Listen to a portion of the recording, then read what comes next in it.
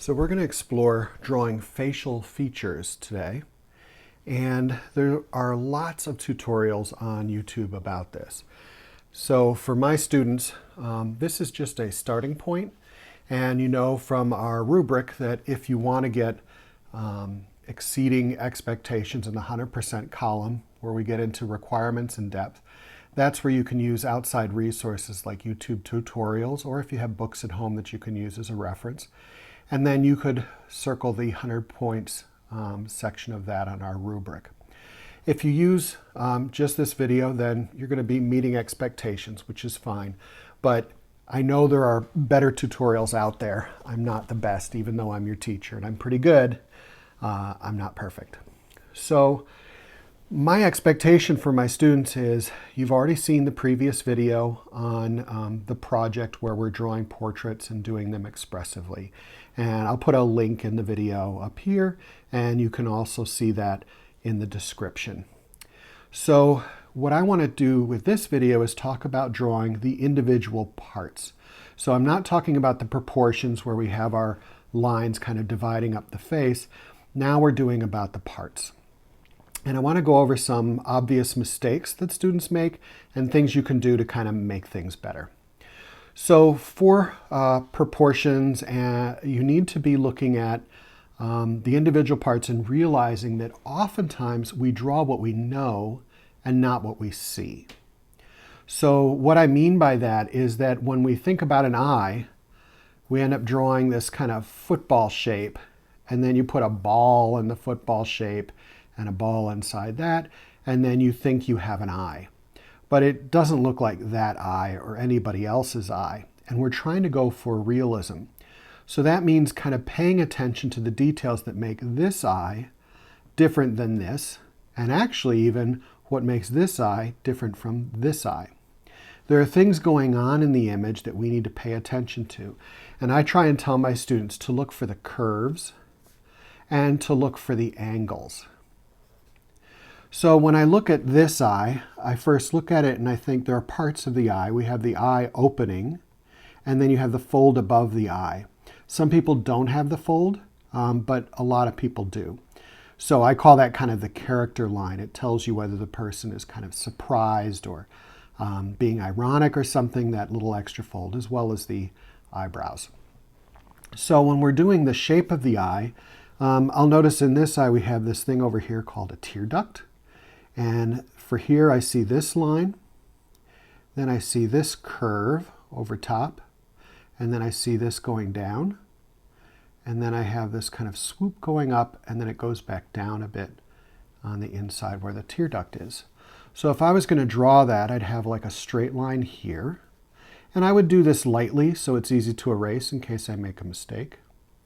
Then I have this kind of slope over top of the eye, and then the eye shape reemerges outside. Then it goes down here, up, and then into the tear duct. So I can make some adjustments to this to kind of make it look more realistic. And then the color of the eye, you could see the color touches the bottom lid and the upper lid. So I would go ahead and draw that in as I see it. And the pupil of the eye will always be in the center. Generally, the pupil will be about 1/3 the distance across the eyeball. If it's too small or too large, it can make it look like the person is surprised, or the person has, some sort of medication that's making their pupils too small. So it'll look weird or kind of zombie-like. So about 1/3 seems to be good. And then you can kind of pay attention to some kind of shine. That'll give a sense of wetness to the eye. And you'll see that done in Japanese anime and illustrations, so they have that.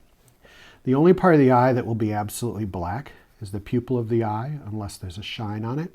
And when I color in the color of the eye, I do outward going lines, kind of like wagon spokes. And you could do this in a color. I'm doing it in black and white. The outside edge might be a little darker, so I can go back and give that an extra layer. And I'm remembering that the color of the eye is going beyond what I can see. So I need to make sure that this is circular. You don't want to have kind of an oval there because that would look really unusual. You can put in some eyelashes, but whatever you draw ends up generally looking fake. But draw a few and then you should be okay. If you're a young person drawing your face and you add too many lines and wrinkles, you're going to look like a 17-year-old who's really 90 in your drawing. So the more lines you add around the eyes, the older the person is going to look.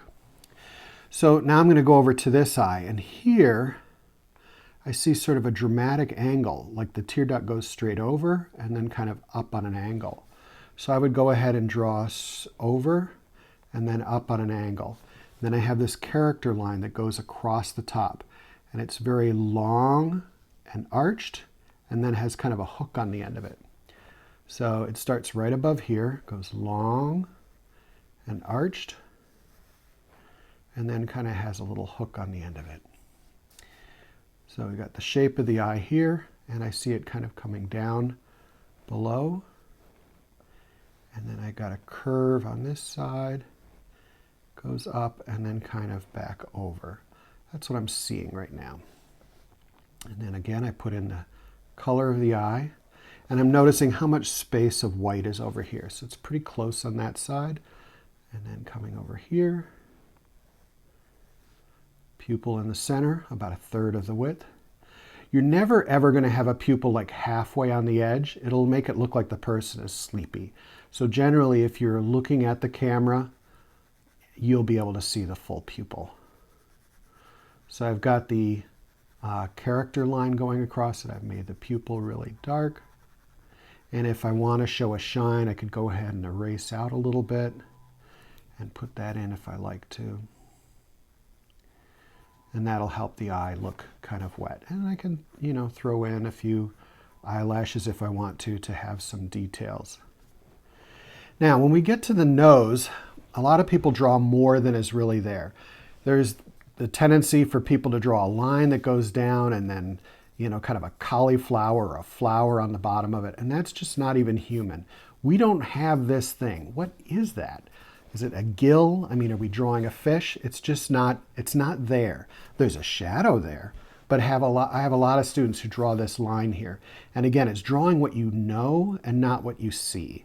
So it's just an after effect of cartoons and drawing faces since kindergarten. The only lines that are really present for the nose are the left side,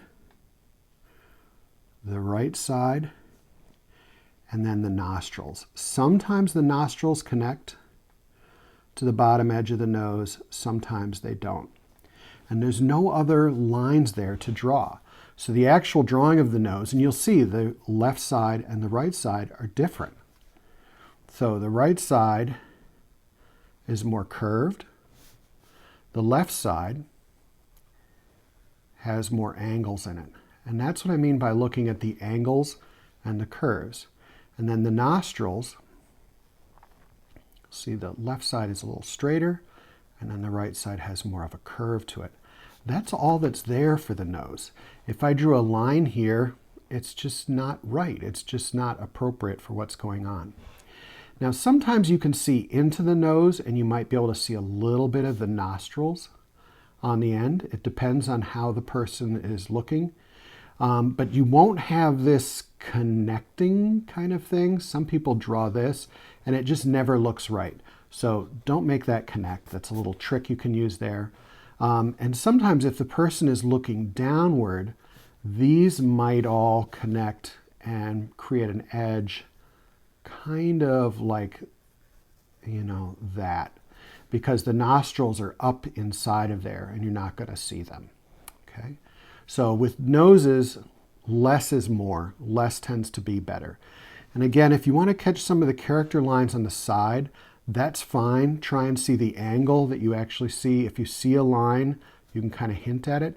Sometimes it's better just to draw a shadow to hint at a line being there, because sometimes a line itself can look like a scar or something like that. So adding a little bit of a shadow and softening the edges of it can be one way to do it. And then if the shadow extends too far, you can obviously use an eraser and kind of clean that up.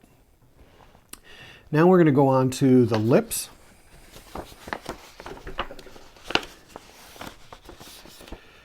My trick in doing the lips is I always do the line between the lips, and then I do the upper lip and the lower lip. So I try and draw a beginning line and an end line. And from our facial proportions, you can see that the corner of the lips do in fact line up with the center of the eye. It's a little bit in on this side, but this one lines up pretty good.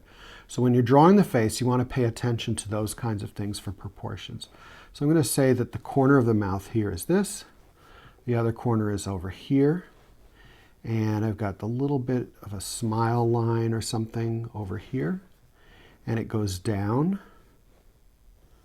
over, you can see that goes over, down again and up again, down again, up again, and then it makes this kind of swoop towards the end. And it seems to be more dramatic at the end. So this is the line that I'm seeing between the lips. It's not straight. Nobody has a mouth that does that. Okay, that's just not human. So you want to make sure you're kind of catching the character of that line. Sometimes it'll be more angular. You see these little angles in here, and sometimes it'll be more curved, like on these sides. So for whatever reason on my face, one side seems to have angles and one side seems to have curves. Now if you have a hard time seeing the lips, and sometimes it can be very light, you can go ahead and draw on top of your drawing, and that'll kind of make things sort of stand out for you. So the top center of the lip is called the bow, and I have very, very thin lips. I'm not sure why that is. Maybe I'm just old. And I could see that the bow is a little higher on the left side than on the right side. So I'm going to go ahead and draw that way, and it almost looks like it connects. And then the other one is even thinner. And then it does appear to connect down here. And then the bottom lip seems to be more straight across. And it doesn't go from end to end. The bottom of my lip sort of connects over here. So there's very little sort of going on there. And I do have this line, but really it's more of a shadow. So I can go ahead and, shade that in, fuzz that out with my fingertip, make sure that I got a nice clean edge on the top. And then the other corner of the lip, there's this little line coming off to the side, and I have a little shadow kind of underneath. And I can use my finger and kind of blend that out, clean up the edges to make sure that it stands out appropriately. So as you're drawing the face, I want you to take your time and see what makes it unique. Notice the angles, notice the curves. Try and capture as best you can the shapes that you see. The last little tip I want to give you is about hair. I wish I had more hair, then I could maybe show you a little bit more. But one of the worst things to do is draw spaghetti. If you have an eyebrow, just go for the shape of the eyebrow. Okay, try and capture what sort of the shape that's going on there. And then later on, you can fill it in with a texture that's kind of emulating what you see. So the line's kind of going in the direction that you see the eyebrow going, the eyebrow hair. And it's almost like cross-hatching as you kind of fill it in. But you want to, kind of go in the direction of what you see, but see it as a shape. That's important.